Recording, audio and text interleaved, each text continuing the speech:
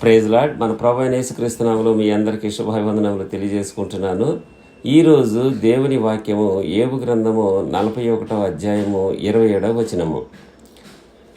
ఇది ఇనుమును గడ్డిపోచగాను ఇత్తడిని పుచ్చిపోయిన కర్రగాను ఎంచును. ఈరోజు మన దేవుని వాక్యం ఏమనగానా ప్రియమైన వారా, పుచ్చిపోయిన కర్ర లాంటి విశ్వాసము. ఈ రోజులో చాలామంది కూడా విశ్వాసము ఆ రీతిగానే ఉంటుంది.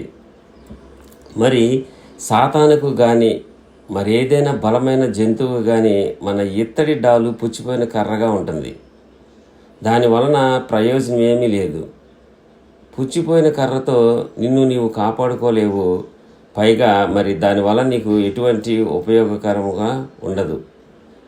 నీ మీదకి ఏదైనా మరి సాతాను దాడి చేసినప్పుడు, మరి నీ మీదకి ఏదైనా అపాయం వచ్చినప్పుడు, నీ మీదకి ఏదైనా బలమైన ఒక శోధన వచ్చినప్పుడు నీవు కలిగి ఉన్న పుచ్చిపోయిన లాంటి విశ్వాసంతో నీవు ఏమీ దాన్ని ఎదుర్కొనలేవు.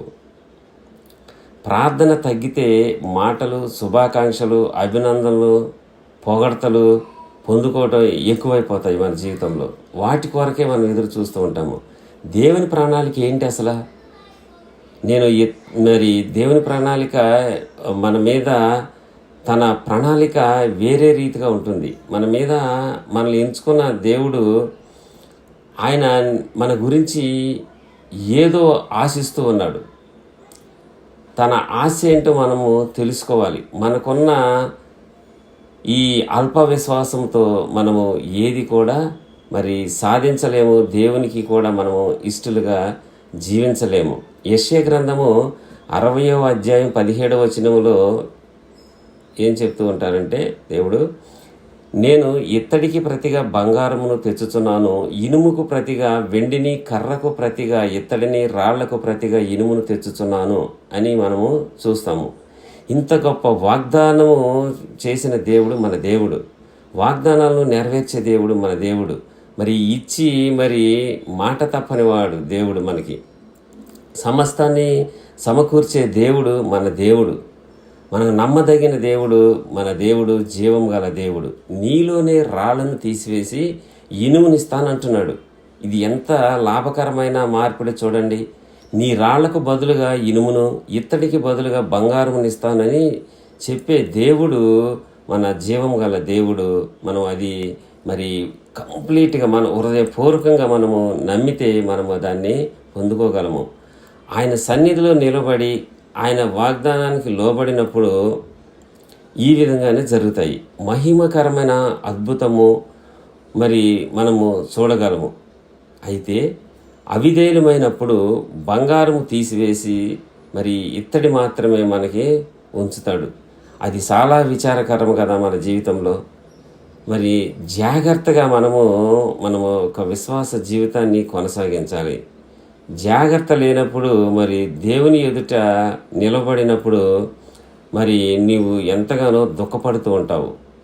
మనము జాగ్రత్త పడి మన దురాభిమానం నిమిత్తము, స్వంత తలంపుల నిమిత్తము, స్వంత మరి ప్రయోజనాల నిమిత్తము, ప్రయోజనాల నిమిత్తము కాదు కానీ మన యొక్క రాజ్యం కొరకు కానీ, దేవుని రాజ్యం కొరకు కానీ మన పాపముల నిమిత్తమై మనము పశ్చాత్తాప పడినప్పుడు దేవుడు మనకి ఇత్తడికి బదులుగా బంగారాన్ని ఇస్తాడు. మనము 1వ రాజు గ్రంథంలో చూస్తే, 1వ రాజుల గ్రంథంలో 14వ అధ్యాయంలో చూస్తే, రెహబాము బంగారమునకు మారుగా ఇత్తడిని తెస్తాడు, కనుగొంటాడు. మరి బంగారపు డాళ్ళు ఏమైంది అసలు? అవేమో ఎత్తుకోబడ్డాయి. సొలొమోను కుమారి జీవితంలో ఎంత దుస్థితి వచ్చిందో చూడండి. యెహోవా మందిరమునకు దావీదు ఎక్కువ సంపాదన సంపాదించి పెట్టాడు. సొలొమోను కూడా దానికి ఇంకా అధిక రెట్లుగా సంపాదించి ఒక దేవాలయాన్ని కట్టి దాంట్లో మరి బంగారముతో కూడిన అనేకమైన మరి సామానాన్ని సమకూర్చాడు. కానీ తన సొంత కుమారుని జీవిత విషయంలో అంతా ఎత్తుకుపోబడ్డాయి. ఎంత దూరమైన దుస్థితితో చూడండి. తను మరి దేవుని మీద నమ్మకం ఉంచలేకపోయాడు. అటువంటి విశ్వాసము కలిగి ఉండటం వల్లనే మరి తన జీవితంలో ఇలాంటి పరిస్థితి ఎదుర్కోవాల్సి వచ్చింది. దావీదు సొలొమోను చనిపోయిన తర్వాత రెహబాము జీవితంలో ఏం చూస్తున్నాము? అతడు సమస్తమును పోగొట్టుకున్నాడు. మనము మన హృదయాల్లో వణకాలి. వణికే ఆత్మ మన హృదయంలో నుంచి బయటికి పోయింది. అది మనం గ్రహించాల. మనం ఎల్లప్పుడూ కూడా మనము వణికే వాక్యము కొరకు వణికే ఆత్మ కలిగి మనం భయపడుతూ ఉండాలి. నా ఆత్మ విని వణుకువానిని నేను దృష్టించుచున్నాను అని దేవుడు సెలవిచ్చుచున్నాడు. మనము మన ప్రయత్నాలను చూపించడానికి మన సొంత ప్రయోజనాలు చూపించడానికి, సొంత ప్రయత్నాలు చూపించడానికి మనం సిద్ధంగా ఉంటాము.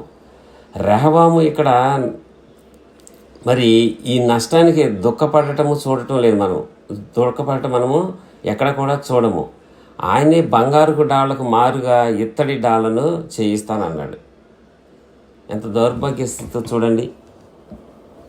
కనుక మన విశ్వాసము పుచ్చిపోయిన కర్ర లాంటిది కాకోకుండా మరి బంగారముతో ఒక బంగారు డాలుగాను మరి బంగారం యొక్క మరి బరుసుగాను మన విశ్వాసం అలా ఉండాలి. దేన్నైనా ఎదుర్కొనడానికి సిద్ధముగా మనము ఉండాలి.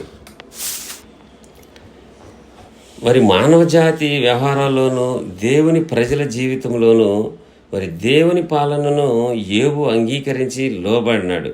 జీవితంలో శ్రమలు, వేదనలు సమయాల్లో కూడా మరి దీవెల సమయాల్లో కూడా యోబు దేవుని నమ్మి ఆయనలో విశ్వాసాన్ని కొనసాగించాడు. కనుకనే తను పోగొట్టుకున్న దానికి మరి డబల్ పొందుకున్నాడు.